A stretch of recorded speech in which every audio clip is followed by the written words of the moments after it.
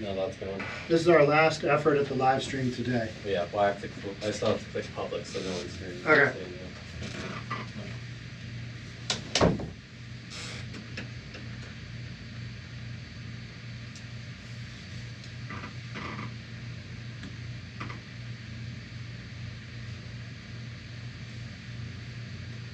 All right, so we are recording.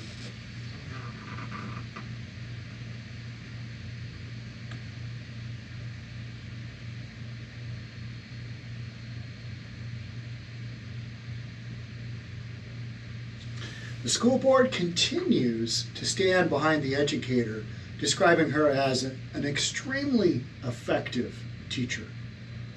All right, but so effective they have to create a professional dress code for her.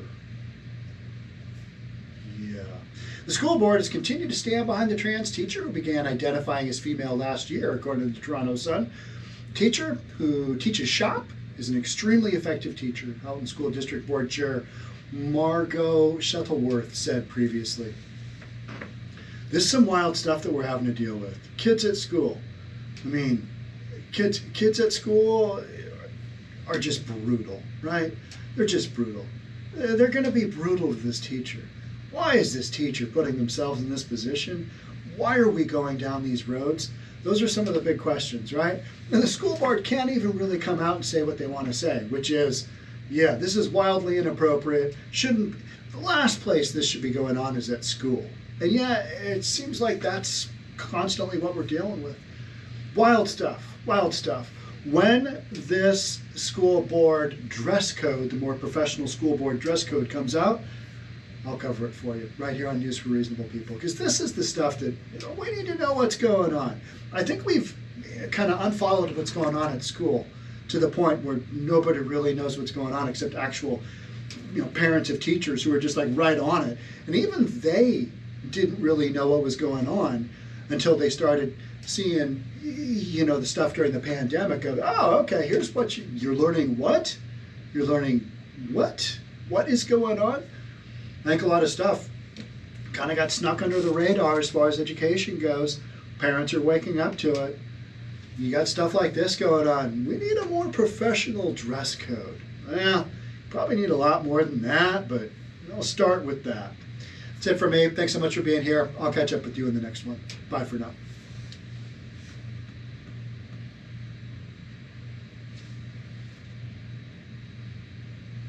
Just now I'm going to record the outgo of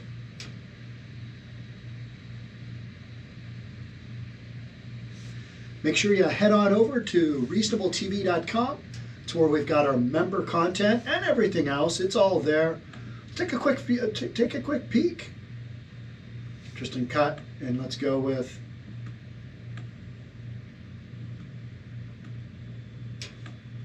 so we've got multiple pages of content that we are not showing anywhere else. By multiple pages, I mean, yeah, you've got content for days that you're not seeing on your regularly scheduled programming because these stories, for one reason or another, are not appropriate. So if you feel like this is something that you need in your life, $10 a month, you're good to go. Thank you for supporting in advance. Back to our regularly scheduled program.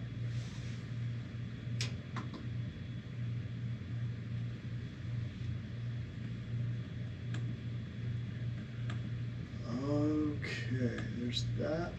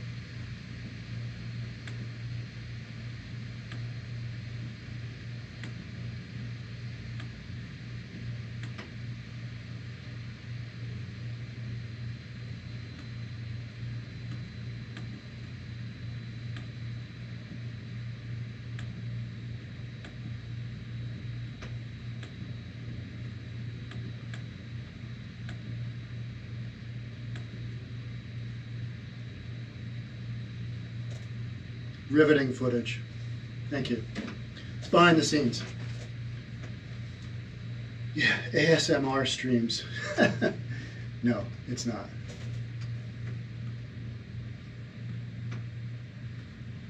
ASMR.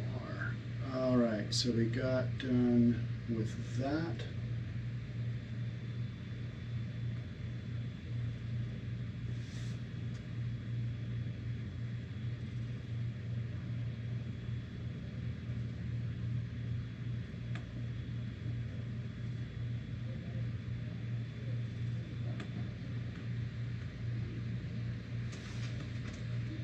So we're working through some of the technical issues on the live stream portion. That's why the stream keeps going down. We'll just keep doing it until we get it. Got a bunch of conflicting stuff going on.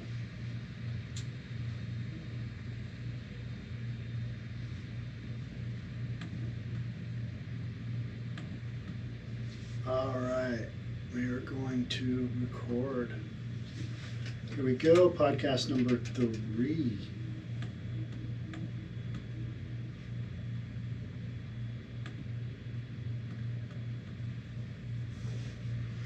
Portland's leadership spends your money to ensure it's stolen.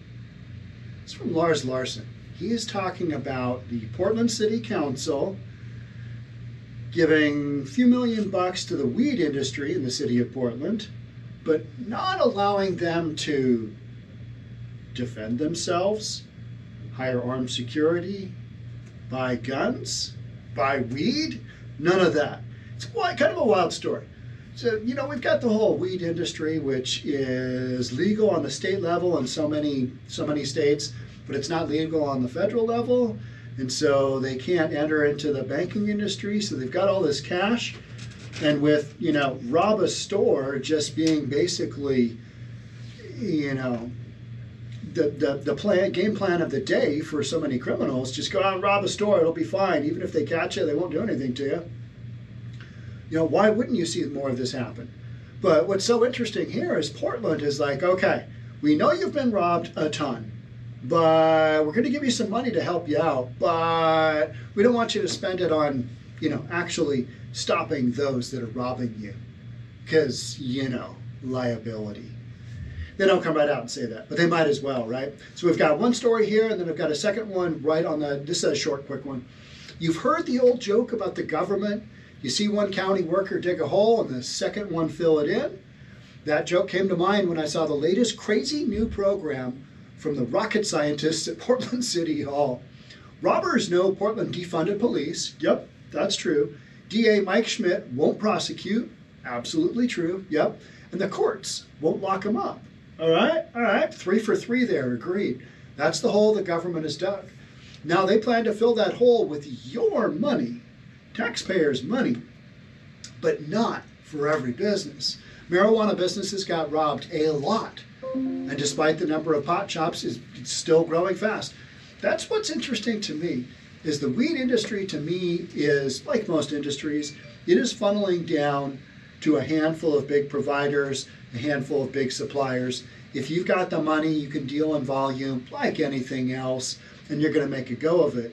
If you're a smaller shop, how many times can you be robbed? And I can't tell you how many stories I have read, and you may have too. Dispensaries are getting, cars driven into them.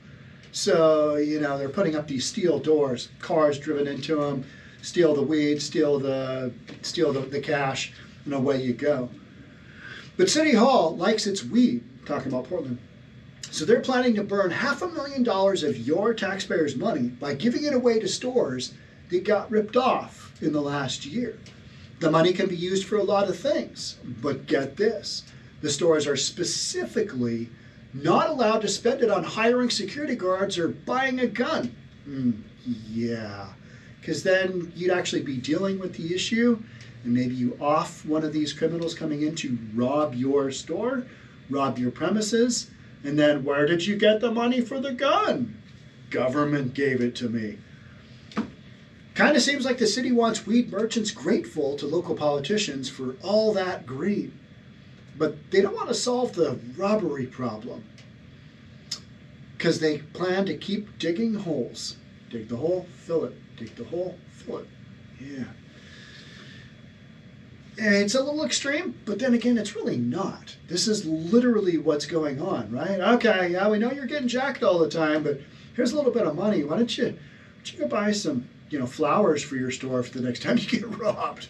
I mean, they might as well say that. Don't. Why would you not allow somebody to hire armed security when there's armed security in so many of these places already? Here's the story following up. This is kind of that was the Reader's Digest version. Here's the broader scope.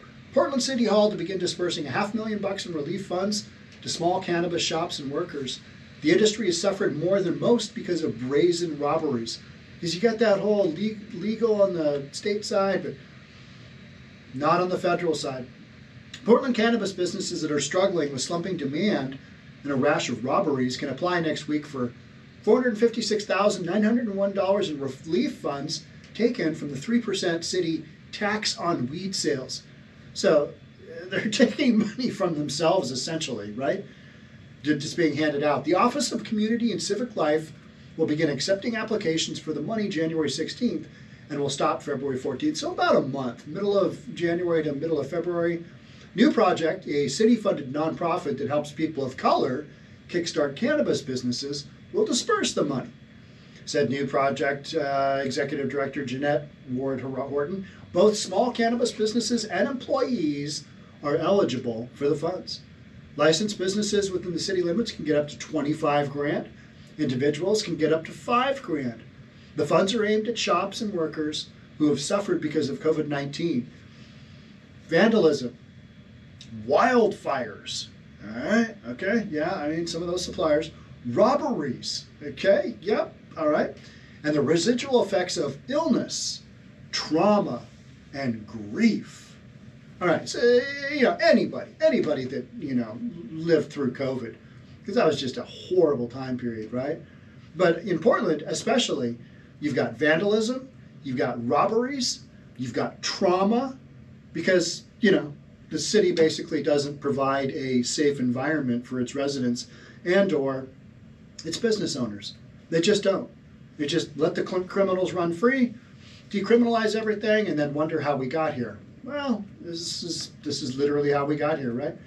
Cannabis shops had a rough go last year. Sales ebbed as the pandemic eased, robberies increased, meantime as thieves targeted the cash-rich businesses, sometimes driving through front windows and smash and grab raids to get cash and product to resell on the streets. You've seen that time and time and time again. Maybe they'll rip out an ATM machine, but oftentimes they just take a bunch of cash and take whatever weed they can. There were stores boarding up and saying, "We're closed until this is over," said Christina Corsi, interim manager of Portland Cannabis Program. The aid package is the second one approved by the Portland City Council. Last fiscal year, the council approved $1.3 million from cannabis taxes to help shops and workers. Yeah, okay, but how about working on that underlying crime deal? What about that? How about we go down that route? Too hard. Yeah, we'd actually have to put people in jail and keep them there.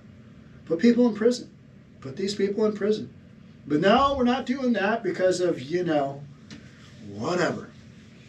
The aid is aimed at boutiques, not large chains. Shops must have less than $2 million in annual revenue and may not hold more than 3 licenses from the Oregon Liquor and Cannabis Commission. Businesses owned by people who are historically disadvantaged are exempted from those limits, however. So how does that exactly work? I want to know. People who are historically disadvantaged, isn't that just straight up racism right there? And I'm just saying, I'm just throwing that out there. Isn't that just straight up, well, let's see, have you been historically disadvantaged? Okay, you have? All right, well then, yeah, no limits for you. Sky's the limit. Businesses can use the money to pay rent or make mortgage payments, make mortgage payments, pay utility bills. How about a gun? How about a gun? Cover payroll, repair damage after break-in. So we're not doing anything about preventing this from happening next time. Damage after. Seattle's done the same thing, right? They've done the same thing. Or pay for trauma-related counseling related to robberies or wildfires. I get that there's a bunch of stuff going on out there, but this just seems like a little bit of, kick you in the ass while you're down. Oh yeah, we don't want to see you getting, anything that's actually going to prevent this from happening again. Because, it's got to be the liability angle, right? And it's also Oregon, particularly Portland. It's not like where people are just walking around open carrying, right? It's just not that type of environment. But man, what about, the mini mart store owner in Philadelphia who hired the guys with the AR-15s? That always comes up as an example. If you had one of those in each of the weed stores and they were like, yeah, I think we're going to do some target practice today if something weird comes through during off hours, and we'll just have to see how this goes. How many more weed stores do you think could be broken into? Yeah, probably not a lot. Probably not many. Probably none. Emergency funds will be available this month and must be used by June. So they're just rushing these folks through. You got to get the money because it's going fast. We know we screwed you on the front end and we're going to screw you on the back end, but here's a little bit of money to make it feel just a tad better.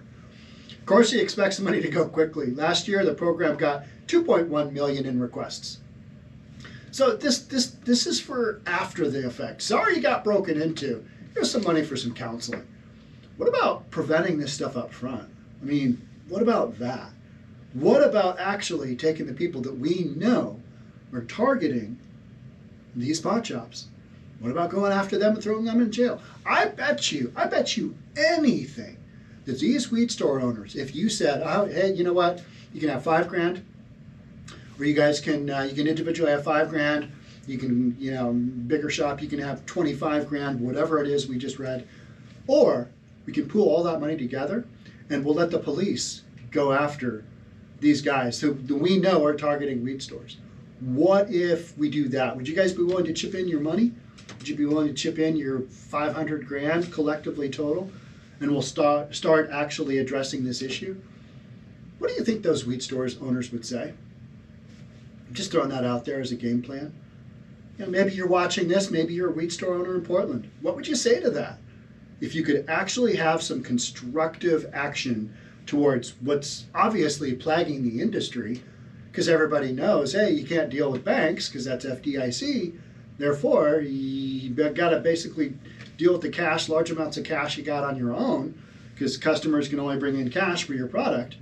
And you just got this crazy disparity. And then you've got the city government stepping in. Sorry about all those robberies. That's really bad. Would you like to do some counseling? Nothing $5,000 worth of counseling can't fix, right? It's so insane. It's so insane that this is literally what's going on in Portland. I mean, it doesn't surprise me one bit, because this is how you get to where you're at as a city like Portland with just nonsense like this. Let them get guards. Let them do whatever it takes to make their business safe. Unfortunately, that might include drawing a hard line in the sand against the guy coming in the front door who's also got a gun. Just saying. All right, that's it for me on this one. Tristan cut, and we'll go with that's it for me on this one. Thank you so much for being here. We'll catch up with you in the next one. Bye for now. All right, and then I'm going to do the Tristan, here is the promo for the reasonabletv.com. All right, here we go. Make sure to check out our make sure to check out our reasonabletv.com. We've got a member section that has literally got multiple pages of videos that you haven't seen anywhere else. And you know why? Because you haven't seen them anywhere else. They're not available. They are special edition. They are limited just for you as a subscriber. $10 a month. Love to have you subscribe. If not, I get it. Times are tight. Inflation. Putin's inflation. Back to our regularly scheduled program. All right, so stop and cut. All right. Let's see what you guys are saying. Riveting footage, yep. Seriously good videos on this channel. Thank you. Yeah, so what we're doing here is we're just going live. We're live streaming a fair amount, working out all the audio. Audio sounds like you're in a closet. That's because it's not meant to really be heard. You can hear me, but we're not miking up. It's kind of just you guys are seeing behind the scenes as we go there. Bulletproof vest with the money. That would be, I don't know why they couldn't. Yeah, I don't know. How about crowbars? Can they buy crowbars? Yeah. Hey there, I love this channel. Thank you, Eagle Eye Ariel. That's a good name. What are my taxes paying for anyways? Yeah, a bunch of stuff that, yeah, just a bunch of stuff. Let's see if I can. Do you sing on the pay for station? Do you sing on the pay for station? You mean like, would I sing if you paid me? Probably not, but you can super chat me and I'll read your comment. No, I'm able to read these comments, no problem. But most of the time, this is going to be you guys just seeing what I do, seeing behind the scenes, and me just working away because I got to focus on this stuff. All right, so now I'm back to logging all my articles and working this stuff out. Thank you for being here, though.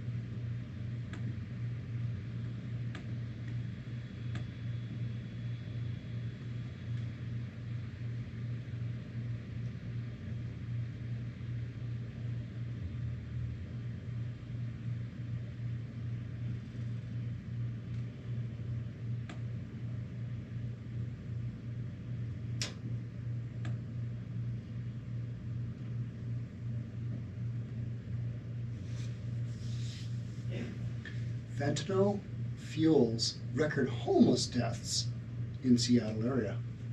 That's our next topic. All right, here we go.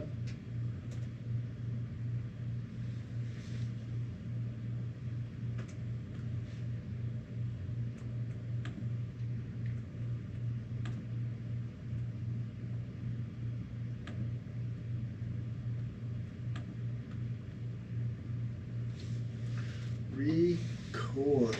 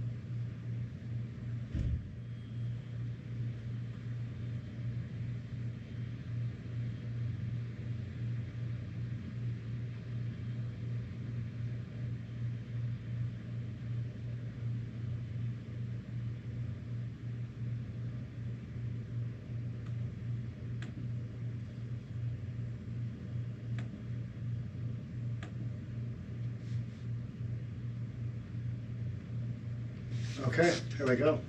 I'm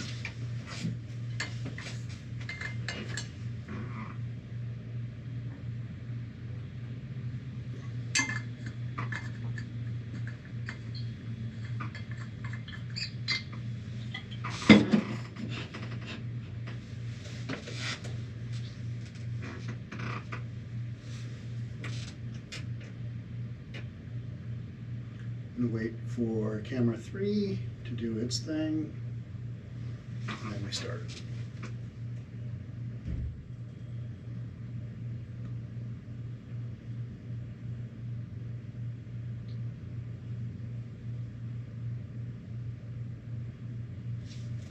How about we just go like that? Fentanyl fuels record homeless deaths in Seattle. That might sound like okay, yeah, what's the big deal there? The issue here for me is that we're focusing so much on the fact that these folks are homeless, not that they are taking drugs and killing themselves with said drugs. It's the fact that they're homeless. Well, how did they get to become homeless? Probably taking drugs for a large person. How did they get interest in cut? And we'll go with, and by the way, this is podcast number 3 on January the 16th, 2023. How did they become homeless? A lot of folks would say it's because they started doing drugs. Let's get into it. Let's see what the deal is. A record 310 homeless people died in the Seattle area last year, highlighting the region's struggle to house the thousands of people living on its streets. See how these articles are just written right off the bat that it's about homelessness? How about the region's struggle to stop people from using drugs? What about that? I mean, that's not even an issue because we're doing nothing to stop people from doing drugs. We're basically giving them everything that they need except for the drugs. And then all these other peripheral services and all kinds of other things, so that when their lives go sideways, yeah, they can just, they got all these services to help them out, and just go right back to their doing whatever it is that they're doing, that their lives are going sideways from. But everybody wants to point to, well, they don't have a place to live. The reason they don't have a place to live oftentimes is because their whole focus, their whole, core essence is based on drug consumption. Go to any homeless encampment, walk around, and tell me differently. Tell me that these folks aren't categorically on something. I mean, that's just, I'm watching a cord. This isn't good. Just in cut. All right. Well, just going to have to let this cord run. Just annoying. Okay. The 310 deaths in King County surpassed the previous record of 195 homeless deaths set in 2018, Seattle Times reported, and marked a 65% jump over 2021. We have got fentanyl coming in by the how many millions of little pills, how many pounds of the powder. It's just flooding in. It is flooding in, right? And we wonder, well, where is it all coming from? Well, a lot of it's coming from that southern border.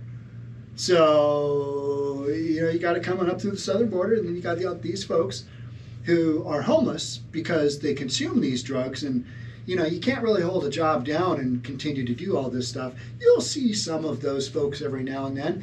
In fact, it's enough of a topic where, like, Soft White Underbelly will do a video and he will say, somewhat operational heroin addicts who hold down jobs. So it's like that is the exception, whereas the vast rule is, if you're going to be an opioid user, you're going to smoke fentanyl, you're going to smoke crack, you're going to smoke meth, whatever it is, go to Seattle, go to Portland, go to Skid Row in LA, go to San Francisco, go to these cities, because they will enable this type of lifestyle. They will enable this type of behavior. And I think people are finally getting to the point, the media won't show it for a while, but people are finally understanding homelessness and drug abuse. They are somehow connected in there. We're not really sure how, but yeah, we're pretty convinced this is what's going on. When, the rest of us reasonable folks know, okay, yeah, these homeless encampments, these aren't people just down on their luck trying to get back up and going. These are people abusing drugs for the vast majority. That's just appalling, the paper quoted Chloe Gale, Policy and Strategy Vice President for REACH, the largest homelessness outreach provider in Seattle, as saying. Seattle Mayor Bruce Harrell said it underscores his administration's urgent need to get more people indoors. It doesn't matter where they are, they're going to continue to use drugs. That's the whole deal, right? Whether they're inside, whether they're outside, and if you put them inside with these addictions, they're just going to keep going. Because that's what's driving them. That's what is, getting them to a point where, living in a tent in a park in Seattle in the middle of winter, it's not really that bad. It's okay. That's how you get to that point, is abusing drugs, right? And so many people will come right out and say it. Hey, if I didn't use drugs, this would drive me crazy, because, there's no sense of safety. Every person is out for themselves because they're all on drugs. They're all stealing stuff to sell for their next fix, whatever it is. This is the hardcore reality of so many of these cities. And yet people are still like, I don't understand why we're having more break-ins now. How did that happen? When did that happen? When did that become a thing? Well, fentanyl-related overdoses accounted for more than half of the deaths. Many people had a combination of fentanyl and other drugs, such as meth or cocaine, in their system. The paper reported, citing records from King County Medical Examiner's Office. How many normal people, housed people, died of fentanyl in the last year? How many people across the United States, 100 and something thousand, are going to die from drug overdoses? It's a lot. It's a lot. And what do? Well, we're working on getting them inside. Okay. I don't mind if you're working on getting them inside of a detox, of a treatment solution. If these people need to go to jail, if they've got outstanding criminal activity that they need to be held accountable for, all right? Mental issues. So many of these people suffer from mental issues, and they are self-medicating on the streets. And it's not going well. We dumped out all the mental institutions. We closed them all up because we decided that those were not compassionate enough for our population. And now you're just letting these people spin their wheels. And literally, as we are statistically speaking, you're letting these folks get impacted by the drugs that they're doing and not having a home. The whole correlation between unhoused and drug addict, I would like to see what percentage of the folks in the encampments, send somebody through that gives an honest accounting for what percentage of these folks in the encampments are on drugs or need some kind of drug assistance, therapy, whatever it is you want to call it. Those would be interested in numbers I'd be interested in. You're never going to see that because then you've really got to go after, the root cause. And we're just not willing to do that. What we're willing to do, though, is say, housing's expensive, rent's too much, blame it on that. All right, so you blame it on that. This thing's never going to work out. You're just not going to come up with a solution until you start to deal with the deep down-rooted problems. And we're not there yet. I mean, we talk about it. Yeah, we need some wraparound services. But you start to take these people off the streets, put them into housing, it's not going to work out. And how do we know that? Because the vast majority of people need to go through rehab how many times before they get there? It's a bunch. Yeah, and just because they're inside doesn't mean they're going to get sober. So until you start to deal with some of that behavior, yeah, I'm a hard no-go on a lot of this stuff. 35 people died from natural causes at a much younger age than is typical. The average age of death for homeless people was 48, the medical examiner found. 48. So I've heard instances of 51 or 50 nationwide being the age at which a homeless person can be expected to live. Like their life expectancy is, somewhere around 50 is what we know it to be. Whereas the general population, 76 or 77, kind of keeps getting cranked up, doesn't it? Because we've got a medical community now that can keep us alive so much longer. And if you maintain your body and you're not out doing crazy drugs, you can actually, I don't want to sound odd, but you can live longer. It's weird, right? That whole cause and effect thing. Live a clean life and live longer? Weird. 10 people died from hypothermia or exposure. All right? That's horrible, but not unexpected, right? You're living outside. You're not in a 4-season tent and you got 4-season weather.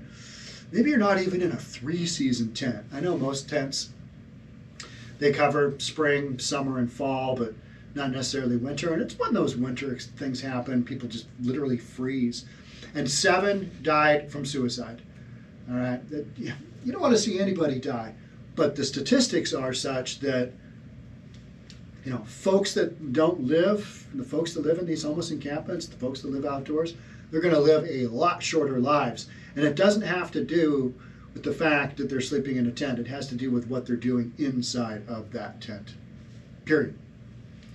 County has directed its public health, human services, and homelessness agencies to survey homeless providers to find out what is needed to help curb fatal overdoses. We don't want to get these people sober. We want to figure out, the overdoses. What's causing that? Well, fentanyl is how many times stronger than every other drug, similar type drug? Yeah. But don't worry. Go ahead and take it. Here's a test strip. Here, have a test strip. Check out your fentanyl. How many folks do you see, probably not, answer this question for you, buy their drugs and then do a test strip real quick before they ingest it, crush it up, smoke it, whatever it might be? How many of these folks are going to, they don't care. They're rolling the dice every single time they're doing this, right? Because nobody knows where the pill is made. There's no quality control. And this stuff is just that strong. That's why you got so many, overdoses. The county is also increasing funding for harm reduction efforts. Last year, Public Health, Seattle and King County, distributed more than 10,000 kits of naloxone, a medication that can reverse opioid overdoses. Okay, what about putting stuff in place where these people are encouraged not to do drugs? Why is it so important that we encourage them to do drugs? Why is that so important? Yeah, to me, it's like, okay, you've seen how this story goes. You've seen how all these West Coast cities, how this trajectory has gone. And yet you still are under the idea that, this is going to work out okay in the end. Well, now you got record levels of people dying. Interesting. Well, there's that. And about 100,000 fentanyl test strips they gave out. 100,000 fentanyl test strips. 100,000. The agency is leading public awareness campaigns about the synthetic opioid and helping people find treatment. Fentanyl has been driving overdose fatalities in the county more broadly, regardless of people's housing status. Yeah, that's kind of what I'm saying. This drug is bad. It could kill you. You take a little bit too much, it will kill you. This doesn't seem to be the road we're going down, though. We're going down, all right, yeah, stuff that we're going to shoot up your nose to bring you back to life. We're just going to give you that. Good luck with that. I mean, I hope you get better. Hope you find some peace in your life. As of November, it was involved in 70% of all confirmed overdose deaths in the county in 2022, according to a recent report by Public Health Seattle and King County. So the vast majority of ODs are now fentanyl, and yet we're just encouraging people to do it. And then when they do it, we blame it on them not being in, housing. Interesting. Does that make any sense at all to you? No, it doesn't to me either. You got to get to the root cause of the problem, and then you can start to work on it. But unfortunately, so many of these folks are just so far gone. You're not going to do anything. I mean, these folks. This is what they're doing. This is the route they're going down, and unfortunately, that means, they're not going to live that long. And in the meantime, they're out doing whatever they got to do to keep this party going. Selling stuff, selling their bodies, human trafficking, bashing out people's cars, car windows, targeting people that they know they're going to have money, targeting jewelers, targeting people going into the bank, all this kind of stuff to keep the party going, because that's how addictive these drugs are. It's wild. Maybe we're plateauing at a really bad rate, and maybe it's going to get worse, Finegood said. I don't know when it's going to stop. So now this is Brad Finegood, who leads the agency's opioid and overdose response, said researchers keep watching the monthly overdose numbers, hoping to see rates flatten out. Instead, they're going up, right? You got more and more people involved in taking these drugs. And so maybe we're plateauing at a really bad rate. Okay, so plateauing would be more of a flat line, right? It would be getting to that plateau and kind of staying there. But when you are plateauing at a really bad rate, that isn't plateauing. That is increasing. That is an upward trajectory. Plateau, bad. So we're plateauing at a really bad rate. That is an interesting way to analyze a numerical trend, isn't it? And maybe it's going to get worse. I would say that second half of that statement was 100% accurate. And maybe it's going to get worse. All right? How much worse can it get? I don't know. Probably a lot. To the point where people are like, this isn't looking good. This isn't looking good. The point-in-time count conducted in the county last year found that 13,368 people were living outside. I would take that number and at least add half, if not double it, just because. And then you're dealing with a more accurate number. Maybe it's 20,000 people. That's a decent-sized town. And how many of those are smoking fentanyl on the daily? Guaranteed, it is a big, big percentage. Because no matter how much housing those people have available to them, they're not going to live in a world with rules. They're not going to live in a world where somebody tells them, all right, you got to be in by this hour, you got to be out by this hour, you got to be looking for a job. And that's if there is any accountability for this housing, that everybody's going to miraculously build 20,000 units in the next year. We keep going down all these stories, and this is what we're going to do. All right. But with the drug addiction thing, until you deal with the drug addiction, until you deal with mental health, which I think is a much, much smaller percentage number than those that are actually on drugs, creating a lot of the chaos that we see. I think that's a much smaller number. But then you've got those that are, mentally unstable, mentally need help, that are on drugs as well. You've got that, combo there. And those are unfortunately the people that you're seeing police take out. Because these people, they are not all there, and they're on some crazy drugs. And we see that happen, and then people are like, but they should have sent a social worker for that dude. He'd still be alive. Well, yeah, but maybe the social worker would be dead. Don't know. Police are, tasked with public safety. That means somebody that has a weapon that's going after said cop or said citizen, they're going to get taken out. And those are oftentimes, the stories that you see. And then people say, it's so bad. We don't have resources for these people. We do have resources, just not a lot.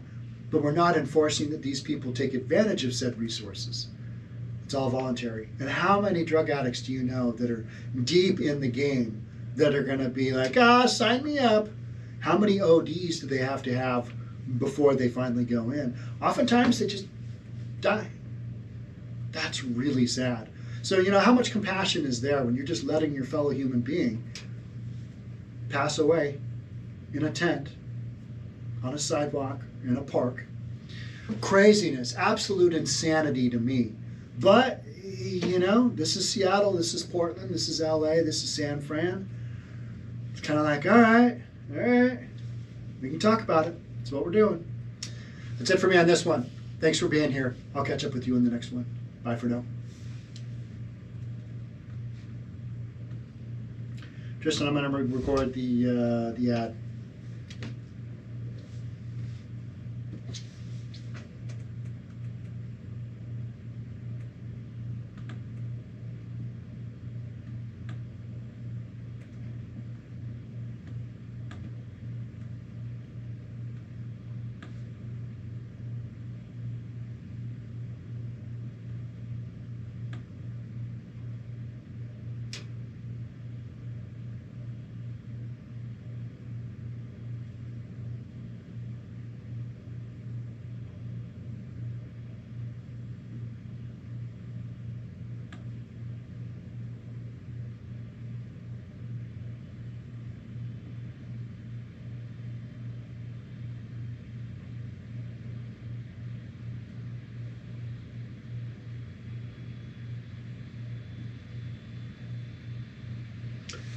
Make sure you head on over to reasonabletv.com. We've got a bunch of members-only content there. Portland family living in fear after attempted home invasion. Despite camera footage, broken glass, and physical evidence, the arrested perp will walk free in less than 24 hours. So why is that one on the members only? Because you got footage of this guy breaking into somebody's home, and that's considered violent and tragic. Members only, reasonabletv.com. Love to have you subscribe.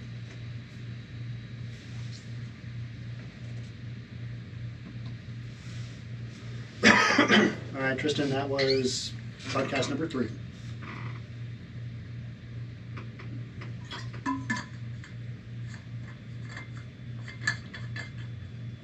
And cut.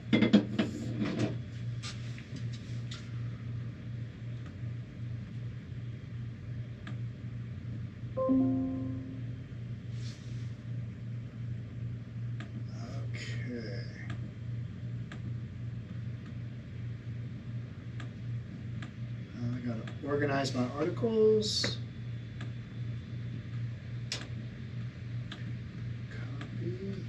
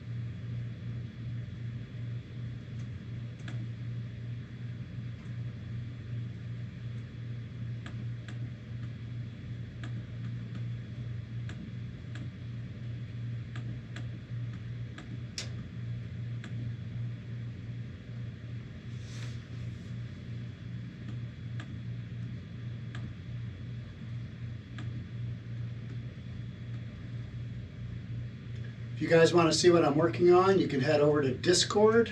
It's an app. Download it. Go to Reasonable Plus. All my stuff's on there. All my storylines, all the links, they're all on there. Reasonable Plus. Discord. It's a thing.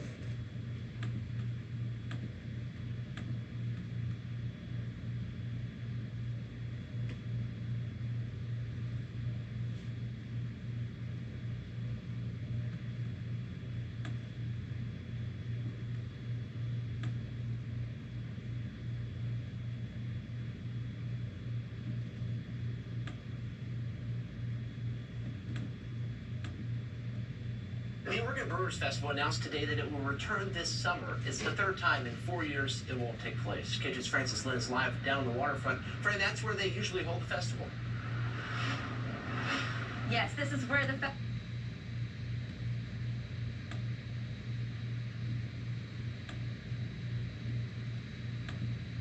As the attendance has gone down, the most important issue with regard to economic impact is attracting out-of-town visitors. The locals are not considered part of economic impact.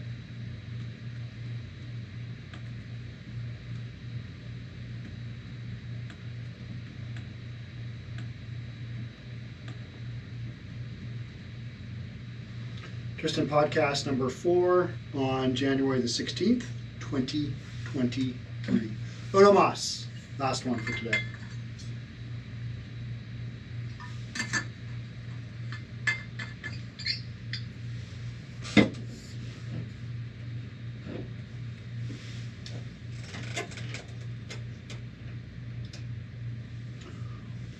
Oregon Brewers Festival cancels its 2023 run. So they just canceled their Brew Fest. It's going to be held summer of 2023 in July. No go, but they will return when the time is right. Now, ordinarily, this just wouldn't be that big of a deal. Okay, so they canceled for one reason or another. The reason I'm reading this is really interesting, the portrayal of why this is being canceled. And we've talked so many times about the optics of these West Coast cities. You got to play dodge the human fecal matter on the sidewalk, and how that is a major deterrent to tourism. And so what you'll see is you'll see a lot of, on a story like this, and in this particular story, you'll see a lot of local footage. And people will be like, I love Brewfest. Why won't it be coming this year? That's terrible. It was the greatest thing ever. It was the highlight of my summer. Those are people from Portland that are used, as taking place on the waterfront. They're okay with things being that way.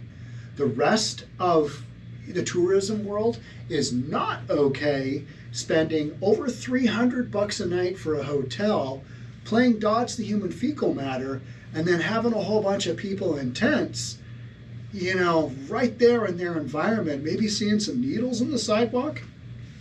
They're a hard no-go. So you combine that with the fact that there's a whole bunch of Brewfests out there. Portland is competing. Portland is one of many, many cities competing for the same Brewfest dollars, right? So when you've got apples to apples, you're going to take the one that's clean, that's friendly, that there's no objections to, or are you going to take the one that, well, if you overlook the tents and, the robbing and thieving going on and the people stroking out and OD alley and overdosing and, the boarded up windows on the streets and, the syringes on the sidewalk. If you can overlook that, hey, come to Portland for Brewfest 2023. All right, let's jump on in. Let's see what the actual information says. One of the I'm getting ahead of myself. I want so badly to. One of the things that they're blaming is the effing weather. The weather. It's too hot. Too hot. Since when is too hot an excuse not to down a bunch of beer? Seriously, what's wrong with you? It was too hot. There's just a lot of sweating going on. And people just weren't comfortable drinking beer. So we're going to have to, cancel it until the time is right. That to me was just literally like a head scratcher. Like, hot weather? Are you kidding me? You should be so lucky to have that, right? Now, Portland does get really hot, I gotta say that, but if you're drinking beer, you could give a crap if it's 110 degrees outside, right? It's like when you go to a festival and you gotta walk in 107 degree heat from where your tent is, when you're camping in general admission, to down to the gorge, and you walk in, and it's literally 107 degrees on that walk.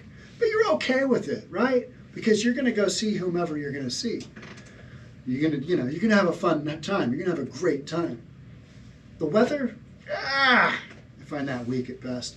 The Oregon Brewers Festival announced it would cancel its July 2023 event, with organizers saying that the fest would return when the time is right. In its 33 years, the 4-day Oregon Brewers Festival brought tens of thousands of visitors to Portland's downtown core.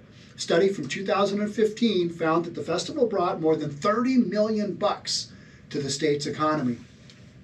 This is what we've been talking about since the inception of this channel, is, hey, tourism and needles, tourism whacked out drug addicts, tourism boarded up buildings, tourism human fecal matter on the sidewalk. Those don't go hand in hand. None of that goes hand in hand.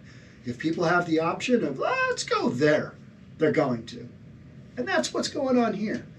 That's what's going on here. But they're not coming right out and saying it as much, with the exception of one guy who's going to say it in kind of a roundabout way.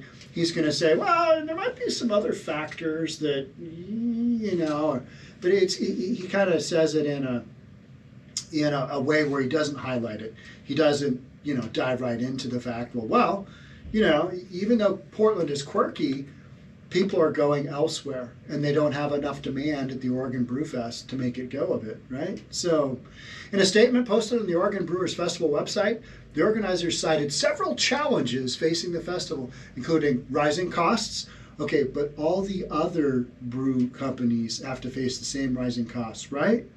I mean, do they not? Yep, okay. Fewer attendees. Well, that's an end result of a problem, but not just, we're having a brew fest and not enough people are coming, therefore we got to close it. What are the problems that you can overcome to make Brewfest happen? Don't know, because we're blaming it on fewer attendees. You see where I'm going with this? And the recent extreme summer heat, it says nothing about the state of downtown Portland. Nothing. I find that fantastic. That is a fantastic denial of what's going on. I mean, just throw me a bone in this article and just say, the state of downtown Portland right now isn't exactly what we'd consider optimal for having beer-loving people from outside of Portland come in. People don't want to go into Portland, period. That's the deal. Even for really good beer, they don't want to go into Portland. And I've had so many people, Republicans and Democrats say, geez, Portland, a little bit rough, a little bit tough. Yeah, tricky. I was watching local news this morning, I think Fox Local, and they had a shot at Northeast 45th going up I-5 over in Seattle. There's a big blue tent right in the middle of their shot. It's like, hey, that's nice. All right, that's really good. They're showing traffic, of course. But it's like, oh, okay, there's some homelessness going on right there in our traffic shot. You can't help it. You can't avoid it, right? Great beer, however, has never been an issue. I don't disagree with that. But what people are saying is even great beer isn't worth our tourist money to come into Portland and try and make a go here. We couldn't be prouder or more appreciative of the brewers who have come together in the support of the festival year after year. But we're finally at that breaking point where we can't make a go of it. And you can't tell me that the state of downtown Portland doesn't have a lot to do with what's going on. Doesn't have a lot to do with people who have options for their Brewfest dollar coming into Portland, or maybe they go, where else do they go? The next big Brewfest? I don't know. There's so many of them around now, right? There only used to be a handful, my understanding. And because I follow these, I don't ever really go to those because I don't know. I just not that into beer. Like to drink it. I'll drink a good Pilsner. I will drink a lager. That's maybe a wheat beer. but I'm not going to go to a festival. Let me try out each one of these and, work out my Uber ride home because I'm just swimming. That's just not my thing. Also, don't do the wine thing. Let's go on a wine tour. Love to do some wine. Maybe that's your thing. That's not mine. That's okay. The organizers said they're looking at ways to support local breweries and cideries with things like partnerships or smaller festivals. How about you put a little pressure on local government to, clean things up a little bit? What about that? All right, so they're trying to work on some of that. And it ain't going to come fast enough for these businesses that are struggling. It's just a hard no-go. They also asked people to continue to do their part in supporting those local businesses.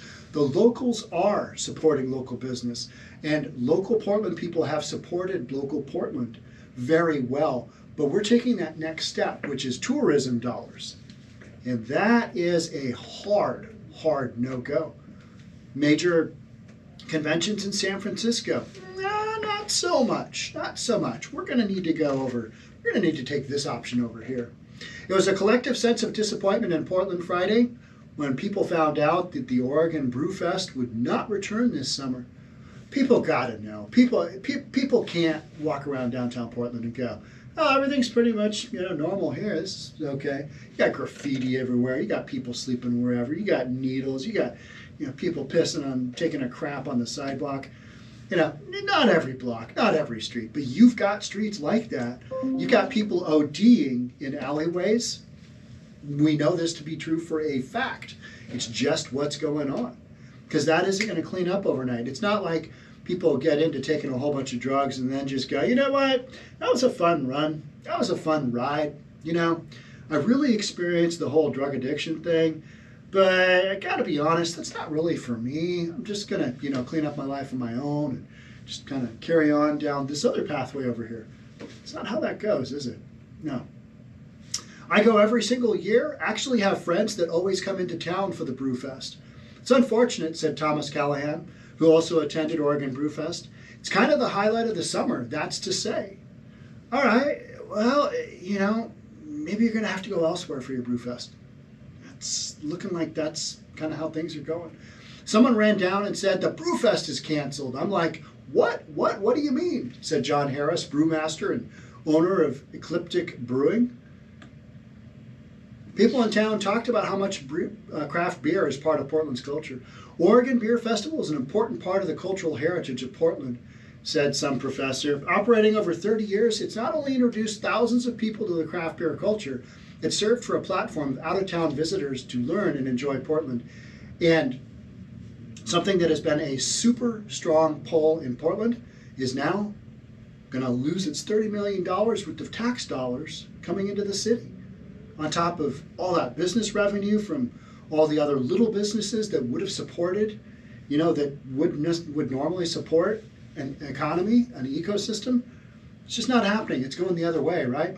For many, the Oregon Brewer Festival is a huge part of their lives. My parents met at the Brewfest. All right, so we got a bunch of this stuff going on. Let's jump right down.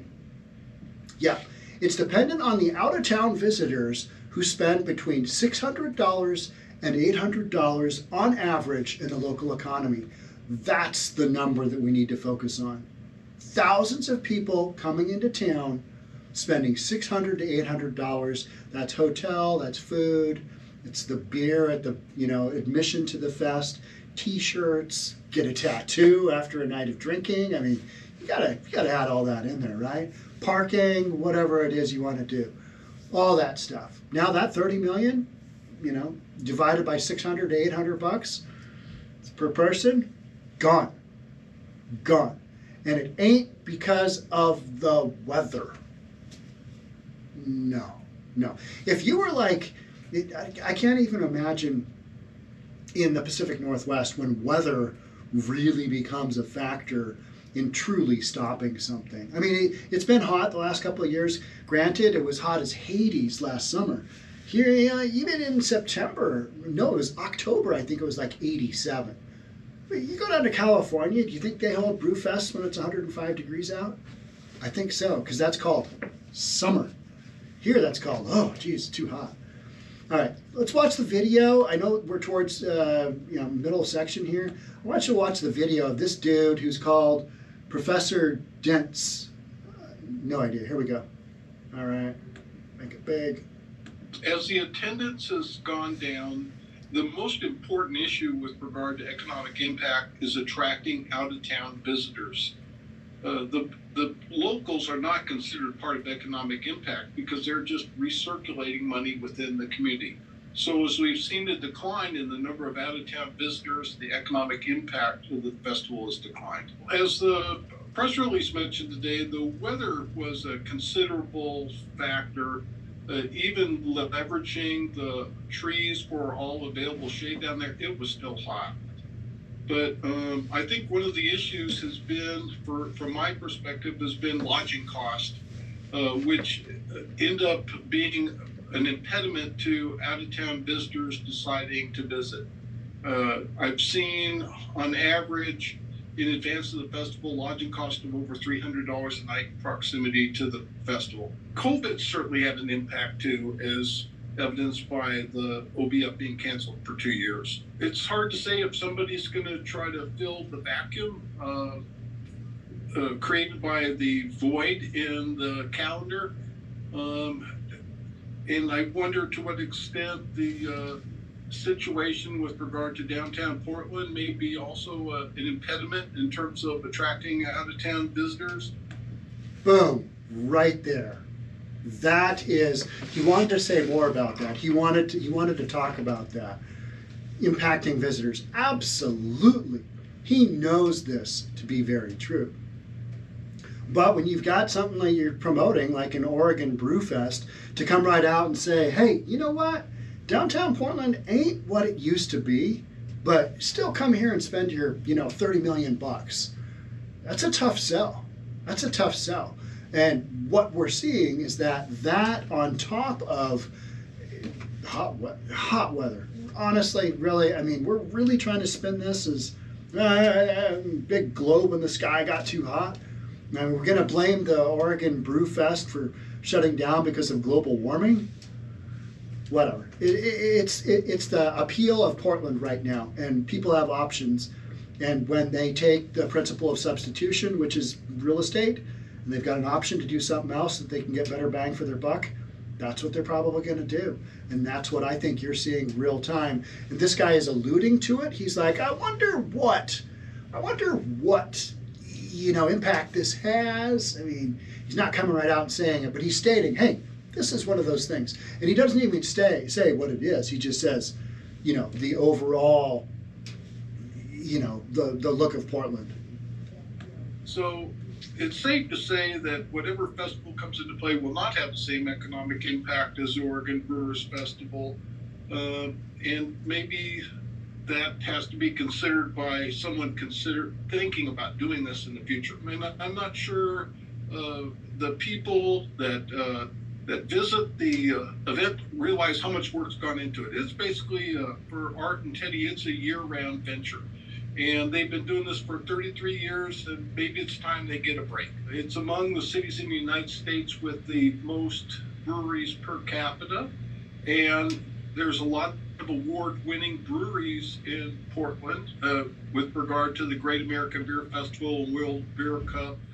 Breakside Brewing, for example, is one of the leading award-winning breweries in the country. So it's good beer. There's a potential that Portland's going to take a hit with regard to tourism dollars and the economic impact of tourism as we see beer festivals, the Oregon Brewers Festival, and the Holiday Ale Festival not occurring this year. So Portland may be on the lookout for other ways to bring people into town. For example, we track retail purchases. A lot of visitors come from states that have sales tax, so they may decide to come and buy, say, for example, electronic equipment and save the sales tax that they'd have to pay in their home state.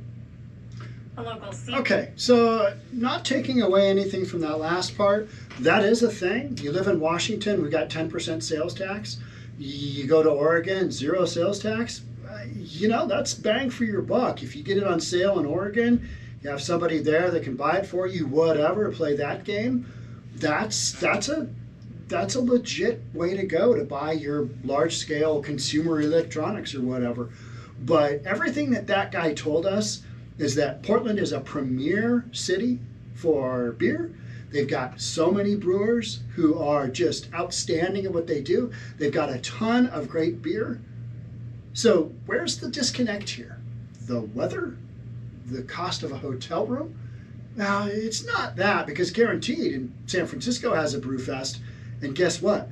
The hotel rooms are probably more than that. So it's kind of like, what are we even really doing here? What are we really talking about?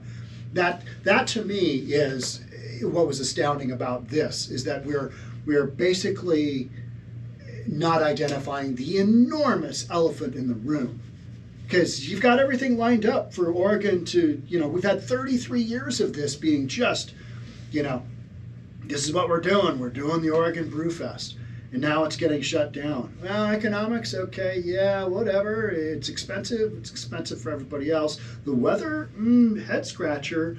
No, people have options, and they're taking those other options in other cities. That's what it's coming down to. That's what it's coming down to. All right. All right, that's it for me. Thanks so much for being here. I will catch up with you on the next one. Bye for now. Stop. And, okay, that is there.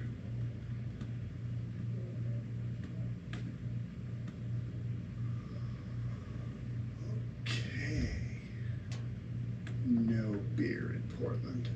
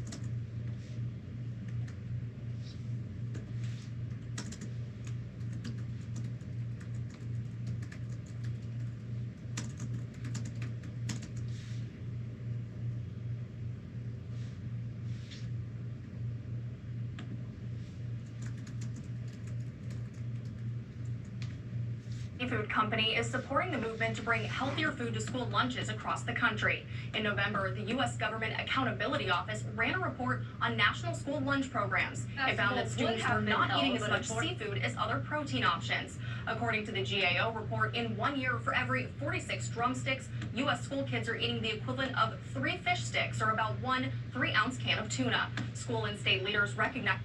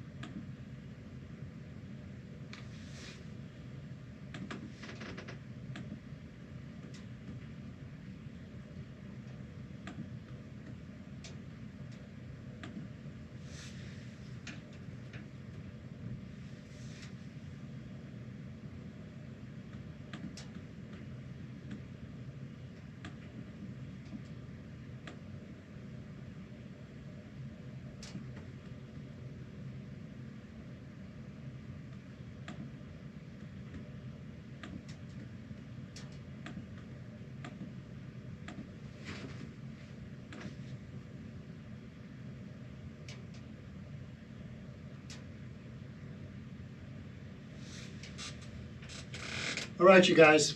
I don't know why I'm talking into that. It's not hooked up there. Thank you all for coming. Thank you all for attending. We're kind of just working out how this whole live stream thing goes. We may have this on all the time down the road. We'll get the talk with my guy in the office next door, and we'll work on audio. We've got a setup. We just haven't put it in place. So that's it for today. Thank you so much for being here, and we'll just check back in. Love to have you comment, and yeah, see what you guys think. Thanks again for being here. I am going to end the stream. Bye for now. Happy Martin Luther King Jr. holiday.